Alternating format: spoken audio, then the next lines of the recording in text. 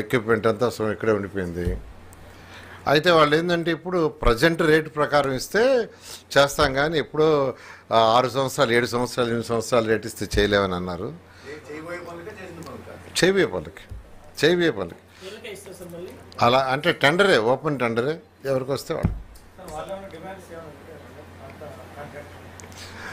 ఏ demand చేసినా ఏదైతే జీవోలు ఉన్నాయో 95, 60 ఆ జీవోల ప్రకారమే పోతున్నాం.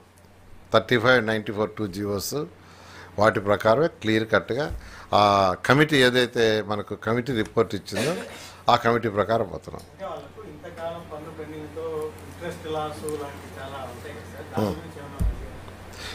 ఏం ఇంట్రెస్ట్ లాస్?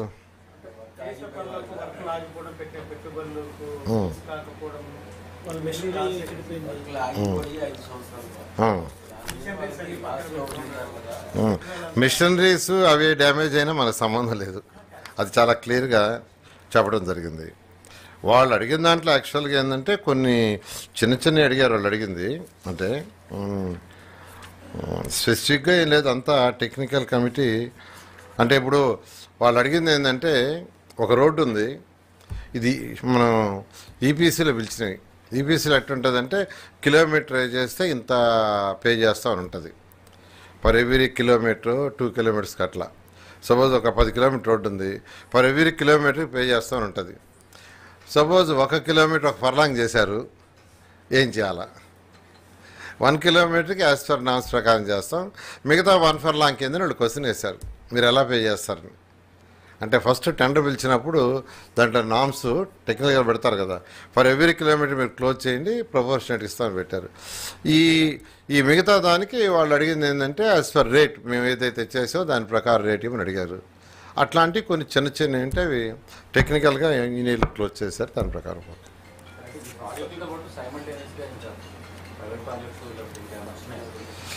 ఇదే ఫస్ట్ యాక్చువల్గా ఈ హర్డీలు తీరిపోతే ఇవి యాక్చువల్గా మనం టెండర్లు పిలిచి కొద్దిగా రోడ్ వర్క్స్ అన్నీ స్టార్ట్ చేస్తే, అంతకుముందు ఏదైతే చాలా మందికి యాక్చువల్గా ఇవ్వటం జరిగింది, వాళ్ళందరినీ ఒకసారి సిఆర్డీ వాళ్ళు పిలిచి మాట్లాడారు. మేము కూడా ముఖ్యమంత్రి గారు మమ్మల్ని కూడా పిలిచి మాట్లాడమన్నారు, వాళ్ళు ఎవరెవరు వస్తారు కడతారు లేదనేది. అది కాకుండా ఇంకా సీఎం గారు టాటా వాళ్ళతో బిర్లా వాళ్ళతో వాళ్ళందరితో మాట్లాడుతున్నారు, అవి కూడా త్వరలో కార్యరూపం చేస్తాయి. అది ఇంకొక 6 days ఎక్స్టెండ్ చేస్తున్నారు, 10th దాకా. 10th నుంచి యాక్టివేట్.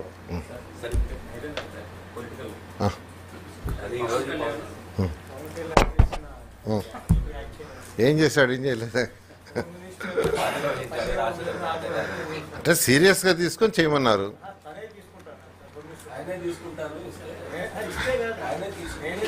నేను అయ్యుంటే అన్నాడులే, దాని ఎందుకు.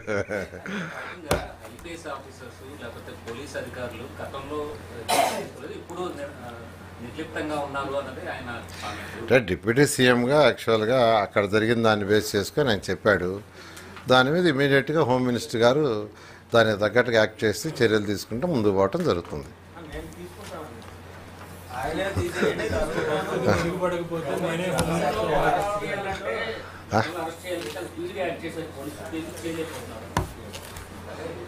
అంటే ఆయన తీసేసుకుంటానని చెప్పలేదు కదా, ఏమని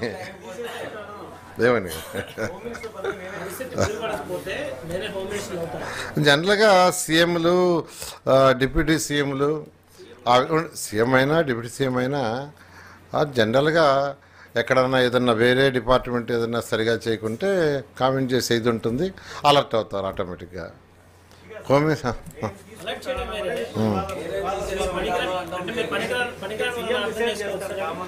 పనికిరాలని నేను ఎందుకు అర్థం చేసుకోవాలా? ఒక్కోసారి అట్లా కదా, ఒక్కోసారి కొన్ని లీగల్గా కొన్ని పోలీసు వాళ్ళు చేయటానికి కొన్ని హర్డిల్స్ ఉండొచ్చు ఒక్కోసారి, దానివల్ల ఒక్కోసారి డిలే కావచ్చు. అందువల్ల ఆయన చెప్పిన దాన్ని బట్టి ఇప్పుడు యాక్చువల్గా ఏంటంటే యాక్ట్ అయ్యి ఇమీడియట్గా ఇంకా కొద్దిగా ఏదైనా ఫాస్ట్గా చేయటం జరుగుతుంది.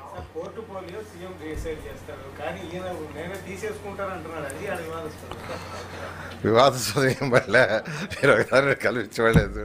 కొన్ని చిన్న అంటే అన్నీ సర్దుకోపోతాయి. ఎన్డీఏ ప్రభుత్వంలో అటువంటివే ఉండు. సీఎం గారు అంతా పర్ఫెక్ట్గా అందరినీ కోఆర్డినేట్ చేస్తాడు. అట్లా వద్దరు